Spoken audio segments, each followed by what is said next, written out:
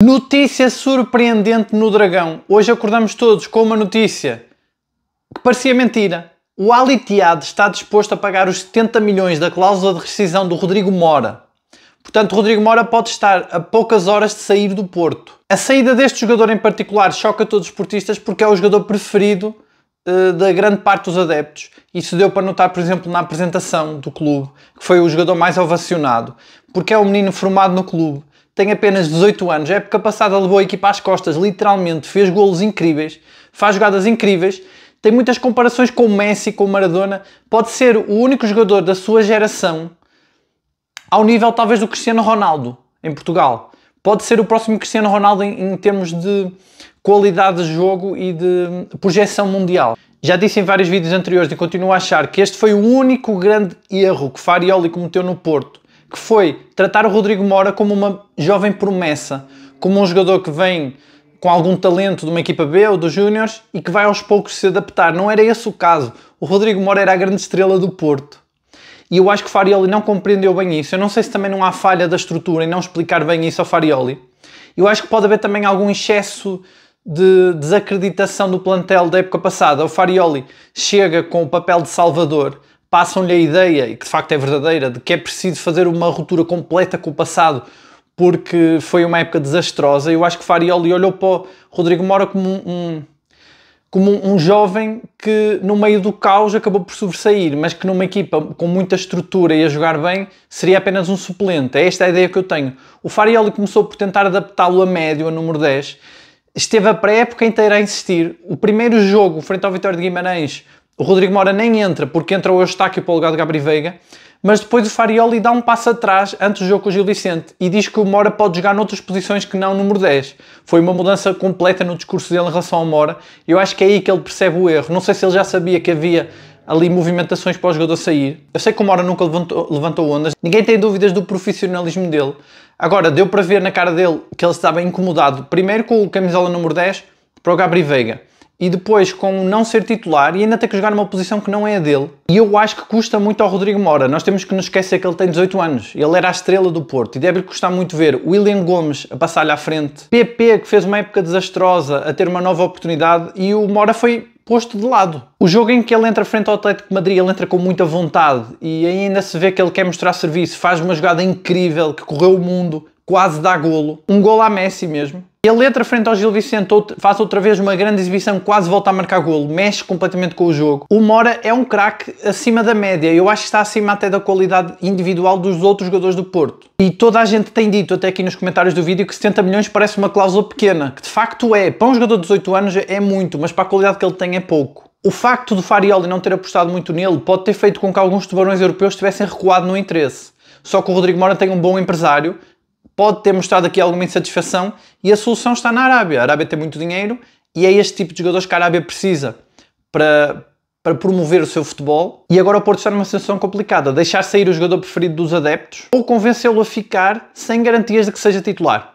É porque o Rodrigo Mora pode se desvalorizar muito rápido, apesar de ele ter feito uma época muito boa na época passada, foi só meia época. E uma época inteira a suplente pode desvalorizá-lo, também pode torná-lo mais insatisfeito e mais inconstante nas suas exibições, pode até baixar o valor do mercado, e o que é certo é que 70 milhões será a maior venda da história do Porto. Hoje em dia, claro que falamos de muitos milhões, 100 milhões, 200 milhões, mas o que é certo é que a venda mais cara do Porto foi 60, e portanto se o Rodrigo Mora sai por 70 é a maior transferência da história. O Vilas Boas já tomou a posição que podia, posição possível, que é dizer que não aceita vendê-lo por menos que 70 milhões e quer receber o dinheiro a pronto.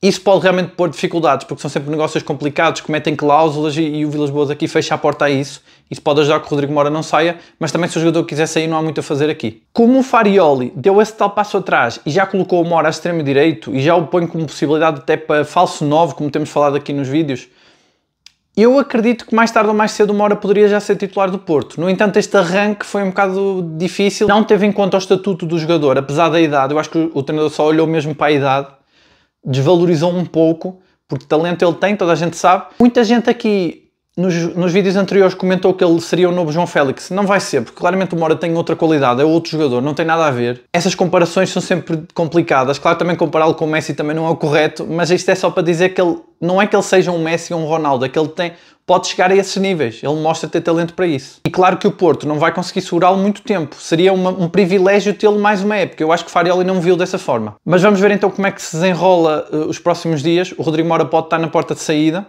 O mercado para o Porto esta época está louco. É novidades todos os dias. Já ontem falávamos do Francisco Moura, que o Atalanta fez uma proposta de 15 milhões, que o Porto rejeitou, e agora é o Ali Tiado que prepara-se para fazer uma proposta de 70 milhões pelo Moura, paga a cláusula e o Moura nem precisa falar com o Porto, pode imediatamente negociar com o Moura. Mais novidades vêm aí. Eu ainda não estou certo em relação ao caso do Moura, se o melhor para o Porto é que ele fique ou que ele saia, porque eu acho que se for para ele ser suplente, é melhor que ele saia, tanto para ele como para o espírito da equipa, porque eu acho que este é o grande calcanhar daquilo do Farioli até agora.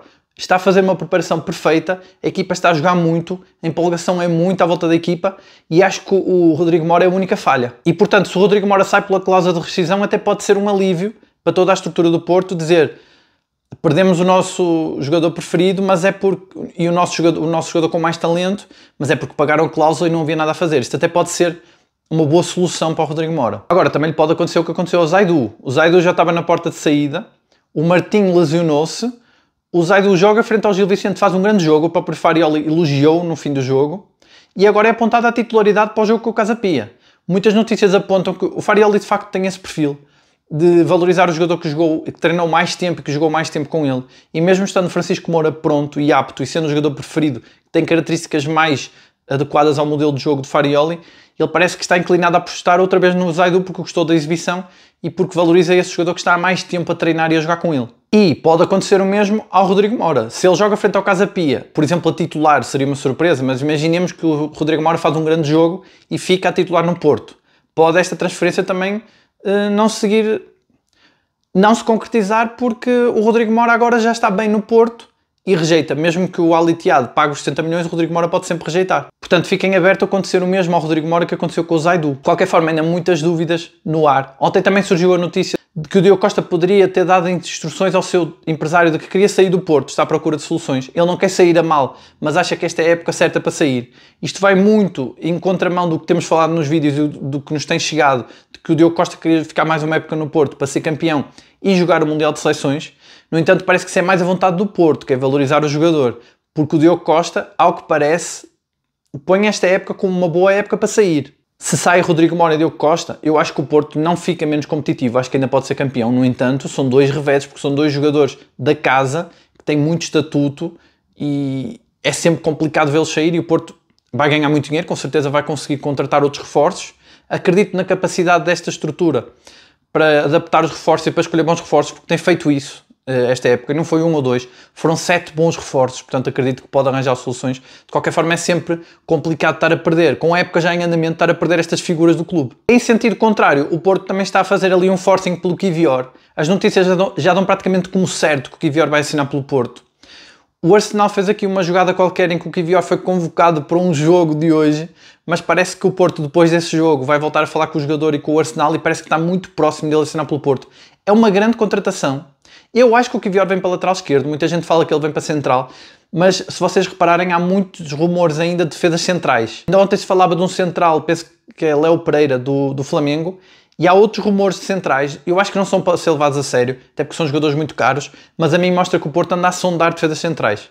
E hoje, na conferência de imprensa, o Farioli desmentiu o El Karouani, diz que o El Karouani é muito bom jogador, que o conhece, mas que não o quer contratar, que não o quer no Porto, ou seja, eu acho que ele vê mesmo o Kiwior como lateral esquerdo e então pode haver essa vaga para contratar mais um defesa central. Falando então dessa conferência de imprensa do Farioli de hoje, da antevisão do jogo com o Casa Pia, o Farioli continua a dar sinais de que não vai ser esse treinador polémico, ele não gosta muito de dar detalhes. Há até ali uma fase qualquer da conferência em que ele está a falar sobre a estratégia de como é que o Luuk de Jong se vai adaptar à equipa ou a equipa ao Luuk de Jong e ele começa a dizer que o Luuk de Jong é um avançado mais de ligação de jogo e que o Samuel é um avançado mais de pressão alta. No entanto, ele interrompe o que está a dizer com o argumento de que não vai dar mais pistas ao adversário. Ou seja, o Farioli é muito fechado nas conferências, ele não se envolve em polémicas. Mesmo sobre o Rodrigo Moura, ele disse apenas que tem que estar preparado para tudo no mercado de transferências, ou seja, ele não alimentou muito. Disse apenas que o Rodrigo Moura está pronto para jogar amanhã. Gosto do estilo dele, ele continua a ser prático, é ao estilo da equipa, é mesmo o estilo dele. Ele nas conferências de imprensa é prático, é pragmático, mas não abre muito o jogo. Eu gostava que ele fosse um pouco mais além nas explicações, mas ele não é muito técnico disso. Talvez até escaldado com a experiência de Vítor Bruno e Anselmi, que eram treinadores que falavam mais, que davam mais pistas táticas, que depois correu mal. E eu acho que até tem a ver com a não titularidade de Rodrigo Mora. O Farioli quer cortar mesmo com o passado. E às vezes há exageros, também é natural, é um ser humano, há certas coisas que ele pode se enganar, mas que na maior parte está correto e a equipa está realmente com esse espírito dele, mais pragmático, mais direto, mais eficaz, e ele está assim nas conferências também. Ele diz que o jogo é para ganhar, está muito contente porque o estádio está cheio, diz que há uma linha muito ténue entre excesso de confiança ou motivação, por causa do estádio estar cheio, por causa de toda essa empolgação pelas vitórias recentes, pelas exibições recentes, e ele diz que é trabalho dele manter esse equilíbrio. Portanto, eu acho que a equipa deve estar muito motivada para ele também estar aqui a tentar colocar um bocado de gelo na equipa. Surpreendentemente, ele coloca-se ao lado do Samu, dizendo que existe a fé de que ele jogue frente ao Sporting, ou seja, o Samu está mesmo focado a jogar contra o Sporting. E eu pensei que o Farioli ia ser mais conservador, até porque ele tem mostrado que tem muito cuidado com lesões musculares, mas aqui realmente ele deixou a porta em aberto do Samu recuperar. Também se calhar para o manter motivado, porque é um jogador que emocionalmente é um pouco complicado de gerir. No entanto, ele diz que confia muito no De Jong, que são jogadores diferentes, conta tanto com o Samu como o De Jong, e que é esse jogador de ligação, que era o que já tínhamos dito aqui nos vídeos. O De Jong mostrou muita qualidade de passe e de posicionamento. Ele também tentou fazer essa pressão alta que o Samu faz, porque faz parte do estilo da equipa, mas não tem a mesma presença nem a mesma velocidade. O Farioli não abriu muito o jogo sobre as outras alternativas, então fica aqui em aberto aquilo que temos falado nos outros vídeos, que vocês têm comentado. E o Borja Sainz ou o Rodrigo Mora podem jogar a falsos 9 ali no meio, no caso do De Jong sair, por cansaço ou alguma lesão, alguma coisa. E o Porto vai então arrumando a casa. Esse jogo contra o Casa Pia, muita expectativa, é essencial ganhar esse jogo antes do clássico com o Sporting. O Porto oficializou ontem o Ivan Jaime e o André Franco, já sabíamos que eles tinham saído, mas oficializou as vendas. E o Kivior pode ser o primeiro reforço que vem nessa fase 3 do mercado, em que o Porto agora vai contratar mais reforços. Mas estamos todos cientes que temos que esperar pelo fecho do mercado para respirar de alívio, porque o Porto todos os dias há rumores à volta da equipa do Porto e, portanto, tudo pode acontecer ainda. Eu acho que os únicos que estão realmente fixos na equipa são os reforços. Achei interessante também as declarações de Farioli sobre o Casa Pia. Mostrou saber muito sobre o adversário. Falou até mais do adversário do que da própria equipa. Eu acho que esse é um dos pontos fortes de Farioli, é esse trabalho que ele faz, trabalho de casa, porque assim como me parece que ele facilitou um pouco com o Rodrigo Mora, não entendendo muito bem o estatuto do jogador, é normal porque ele é estrangeiro, e é isso que eu achava que podia acontecer neste Porto. Muitos jogadores estrangeiros, treinador estrangeiro, os próprios jogadores falam até inglês entre eles. Podia acontecer de não terem a experiência de saber o que é jogar com equipas portuguesas que são muito diferentes. Cada estádio tem a sua particularidade. E frente ao Gil Vicente, o Porto não facilitou nada.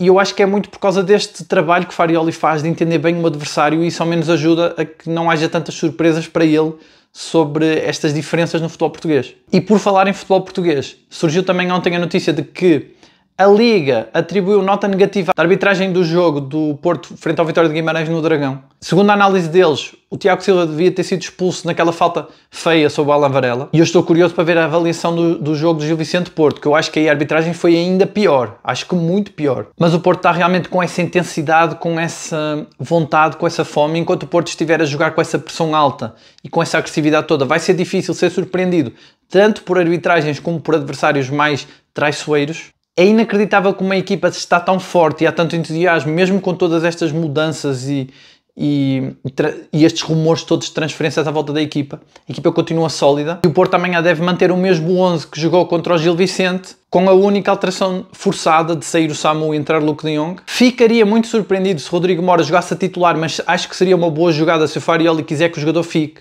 porque é uma altura delicada em que, se o jogador entrar a titular, pode ajudar a convencê-lo a ficar. Não vai haver muitas surpresas. Eu não sei até que ponto o Porto mantém sempre o mesmo 11. Não começa a ser previsível para o adversário, mas podemos esperar então essa equipa de capacidade de pressão muito alta. Talvez uma equipa que faz mais cruzamentos por ter o Luke de Jong na área, com esse voto de confiança no Zaidu e no Neuen, que são dois jogadores que eram dados como dispensáveis, mas que estão a titulares e a afirmar-se na equipa. Com o Bednarek como patrão da defesa. Com o Diogo Costa a bater a marca dos 200 jogos pelo Porto. Com o lateral direito Alberto Costa, que eu acho que tem estado muito bem, que tem muita capacidade ofensiva e recupera muito bem na defesa, tenho gostado dele. Com o Varela, a crescer cada vez mais como número 6 e ainda sem aquele reforço que vai fazer pressão nessa posição, portanto o único número 6 do Porto, mas a crescer de rendimento.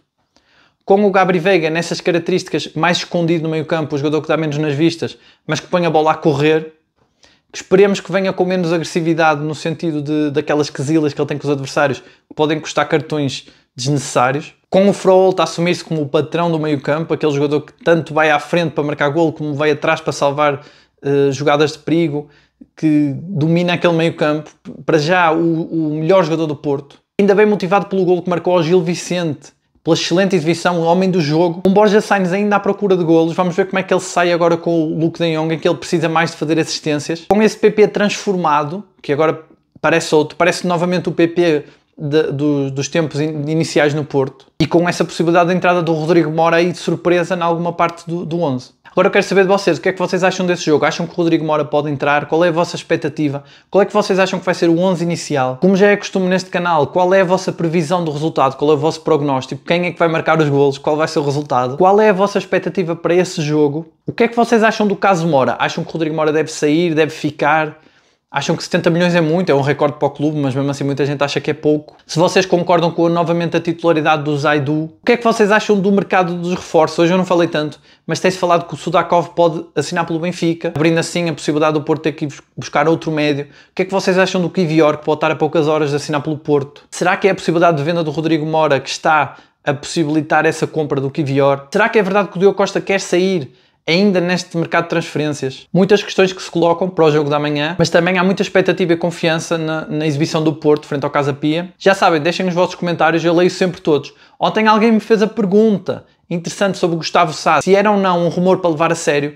Eu acho que não, pela questão que ele vem do Famalicão. O Porto não está muito inclinado para contratar jogadores do Campeonato Português. Eu acho que o Gustavo Sá seria um excelente reforço, mas também temos que ver essas características dele em termos de capacidade física, que não está muito dentro do protótipo de jogador que quer o Farioli. Portanto, eu acho que não. É um excelente jogador, mas acho que não veio para o Porto. De resto, obrigado a todos por assistirem. Deixem o like. Subscrevam o canal se ainda não subscreveram. Um abraço a todos e até amanhã, já com a análise ao jogo do Porto com o Casa Pia.